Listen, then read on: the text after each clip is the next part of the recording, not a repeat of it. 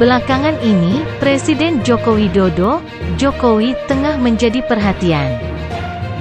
Hal itu lantaran putra bungsunya Kaesang Pangarep bergabung dengan Partai Solidaritas Indonesia (PSI).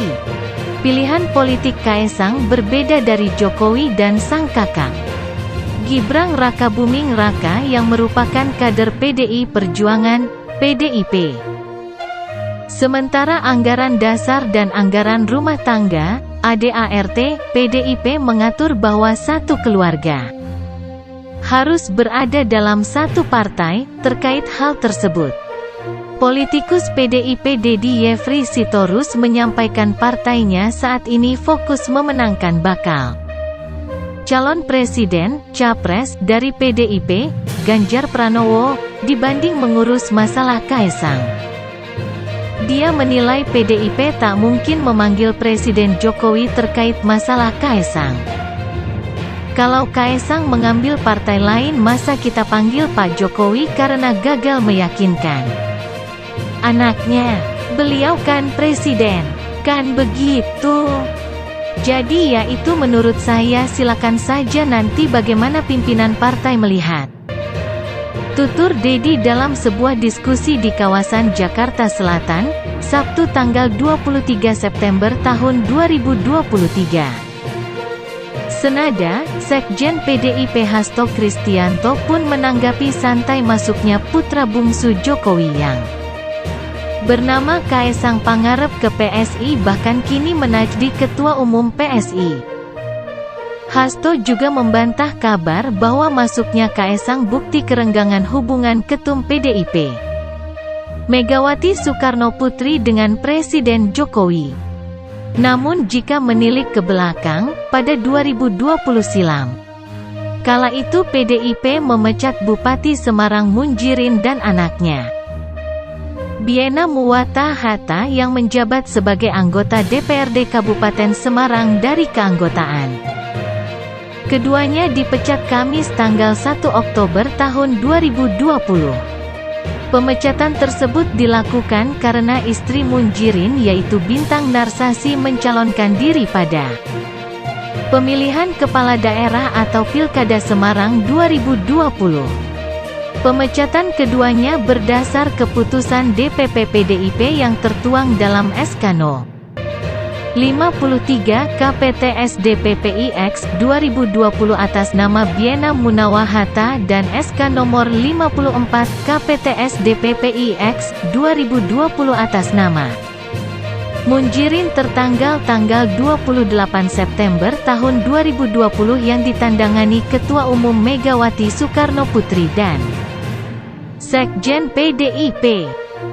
Kita harus menjaga kehormatan partai yang berpedoman terhadap kode etik. Jika tidak tunduk pada perintah partai, maka ada hukumannya, termasuk pemecatan. Ungkap Wakil Ketua DPC PDIP Kabupaten Semarang Bidang Kehormatan Partai, De Hock Hyong. Kamis tanggal 1 Oktober tahun 2020. Selain itu, pada Mei tahun 2023 lalu, Murad Ismail dipecat dari jabatannya sebagai Ketua DPD PDIP Maluku.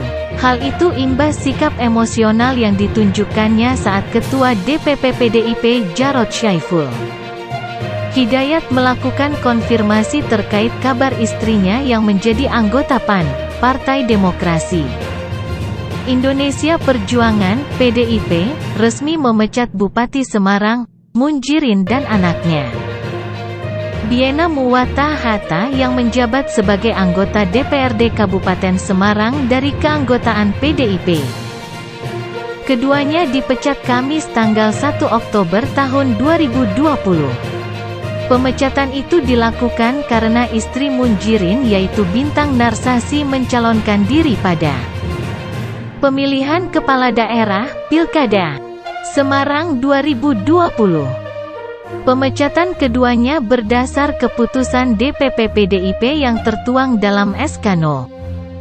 53 KPTS DPPIX 2020 atas nama Biena Munawa Hatta dan SK nomor 54 KPTS DPPIX 2020 atas nama Munjirin tertanggal tanggal 28 September tahun 2020 yang ditandangani Ketua Umum Megawati Soekarnoputri dan Sekjen PDIP. Kita harus menjaga kehormatan partai yang berpedoman terhadap kode etik. Jika tidak tunduk pada perintah partai maka ada hukumannya, termasuk pemecatan. Ungkap Wakil Ketua DPC PDIP Kabupaten Semarang Bidang Kehormatan Partai De Hock Hyong. Kamis tanggal 1 Oktober tahun 2020. Alasan dibalik pemecatan tersebut karena Munjirin dan Biena Munawah Hatta tidak melaksanakan perintah partai terkait Pilkada 2020, yakni mendukung calon yang diusung partai dan bukan dari kubu lain. Pada Pilkada Semarang 2020 ini, PDIP bersama Demokrat dan Hanura mengusung pasangan Ngesti Nugraha Basari. Namun, Munjirin sepertinya tidak sepakat dengan keputusan tersebut lalu mendorong istrinya, Bintang Narsasi, untuk tetap mencalonkan diri dengan kendaraan politik yang lain. Bintang pun akhirnya mendapat dukungan dari PKS, PPP, Partai Gerindra, Partai Golkar, Partai Nasdem, dan PAN untuk maju pada Pilkada Semarang 2020. Dia berpasangan dengan Gunawan Wibisono yang sebelumnya menjabat sebagai Sekda Kabupaten Semarang. Karena tidak mendukung rekomendasi partai terkait pilkada maka ini termasuk pembangkangan berat dan pelanggaran terhadap disiplin partai, kata Hock. Dia menyatakan karena telah dipecat maka kartu tanda anggota, KTA PDIP harus dikembalikan. Kalau tidak dikembalikan maka akan kita minta agar tidak disalahgunakan. Jelasnya, Bupati Bangli Imade Gianyar resmi dipecat dari PDI Perjuangan bertepatan saat pemilihan kepala daerah atau Pilkada 2020. Ex-Ketua DPC PDIP Bangli dipecat lantaran dinilai terbukti dan membangkang dari garis kebijakan partai dan melakukan pelanggaran berat. Selain Bupati Imade Gianyar, PDIP Perjuangan juga memecat ex-ketua DPRD Bangli Ngakan Made Kuta Parwata dan Sang Ayu Putri Atnyanawati. Ketiganya dinyatakan terbukti tidak mengikuti instruksi DPP PDI Perjuangan terkait rekomendasi calon bupati dan wakil bupati Kabupaten Bangli pada Pilkada serentak tahun 2020 dengan mendukung calon kepala daerah dan wakil kepala daerah dari partai politik lain. Pengumuman pemecatan ketiganya disampaikan Wakil Ketua Bidang Organisasi DPD PDI Perjuangan Provinsi Bali Wayan Sutena didampingi Wakil Sekretaris Made Suparta dan Kepala Sekretariat DPD PDI Perjuangan Provinsi Bali Ida Bagus Kresnadana di Sekretariat DPD PDI Perjuangan Provinsi Bali, Jumat tanggal 4 Desember tahun 2020. Sutena menjelaskan, pemecatan berawal saat PDIP merekomendasikan Sang Nyoman Sedana Arta menjadi calon bupati dan Iwayan Diar menjadi calon wakil bupati Bangli, paket Sadia. Entahlah mereka malah mendukung calon bupati dan calon wakil bupati dari partai politik lain. Mereka tidak mengindahkan instruksi partai alias melakukan pembangkangan, ucap Sutena. Melansir laman resmi PDIP Bali www.pdperjuanganbali.id. Surat pemecatan ketiganya diterbitkan tanggal 2 Desember dan ditandatangani langsung Ketum PDIP Megawati Soekarnoputri dan Sekjen PDIP Hasto Kristianto. Dalam SK tersebut menetapkan memberikan sanksi organisasi berupa pemecatan kepada Imade Gianyar, Sang Ayu Putri Atnyanawati, Ngakan Made Kuta Parwata dari keanggotaan Partai Demokrasi Indonesia Perjuangan. Ucap Sutena membacakan isi surat. Untuk diketahui, Imade Gianyar sebelumnya menjabat Wakil Ketua Bidang Kaderisasi dan Ideologi DPD PDI Perjuangan Provinsi Bali masa bakti tahun 2019 sampai tahun 2024. Ia juga Bupati Kabupaten Bangli dari PDI Perjuangan periode tahun 2016 sampai tahun 2020. Sedangkan Sang Ayu Putri Atnyanawati merupakan calon anggota legislatif DPRD Provinsi Bali. Periode tahun 2019 sampai tahun 2024 dari PDI Perjuangan.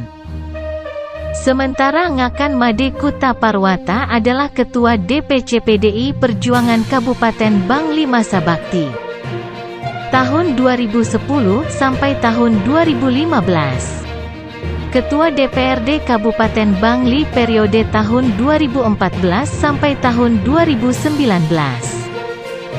Wakil Ketua Bidang Komunitas Seni Budaya DPD PDI Perjuangan Provinsi Bali masa bakti tahun 2015 sampai tahun 2020. Kuta Parwata membelot dan maju sebagai calon Wakil Bupati Bangli mendampingi calon Bupati Bangli Made Subrata, dikenal dengan paket bagus, yang diusung Partai Golkar dan koalisinya. Dalam surat keputusan pemecatan tersebut, selain dipecat dari keanggotaan, ketiganya dilarang melakukan kegiatan dan menduduki jabatan apapun dengan mengatasnamakan PDI Perjuangan.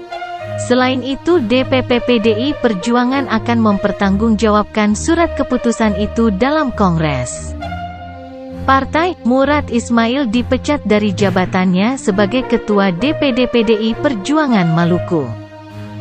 Hal itu imbas sikap emosional yang ditunjukkannya saat Ketua DPP PDIP Jarod Syaiful Hidayat melakukan konfirmasi terkait kabar istrinya yang menjadi anggota PAN. Partai mengambil keputusan membebas tugaskan saudara Murad Ismail dari jabatan sebagai Ketua DPD PDI Perjuangan, dan menetapkan saudara Ben Hur Watubun sebagai Ketua DPD dan Mercy Barens sebagai Sekretaris DPD Partai, kata Ketua DPP PDI Perjuangan Bidang Perempuan Sri Rahayu dalam keterangannya di Jakarta, Selasa tanggal 9 Mei tahun 2023. Sri Rahayu menyayangkan sikap Murad Ismail yang lebih mengedepankan kepentingan keluarga, khususnya istrinya sendiri, daripada kepentingan rakyat. Sebagai gubernur yang diusung oleh PDI Perjuangan, seharusnya Pak Murad lebih mengedepankan kepentingan rakyat, bangsa, dan negara, ucapnya.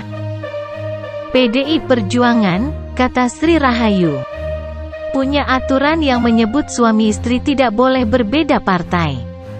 Kemudian, ketika Ketua DPP PDIP Bidang Ideologi dan Kaderisasi Jarod Syaiful Hidayat dan Ketua DPP PDIP Bidang Kehormatan Komarudin Watubun melakukan klarifikasi kepada Murad Ismail justru menunjukkan sikap emosional.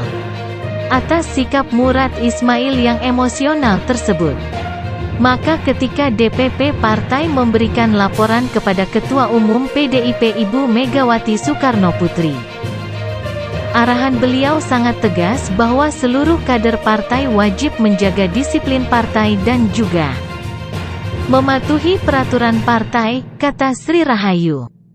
Sri Rahayu mengatakan, apa yang terjadi di Maluku menjadi pelajaran penting mengenai bagaimana setiap kader partai agar bisa menjaga perilaku, bersikap santun, namun tegas dan kokoh di dalam membela rakyat kecil.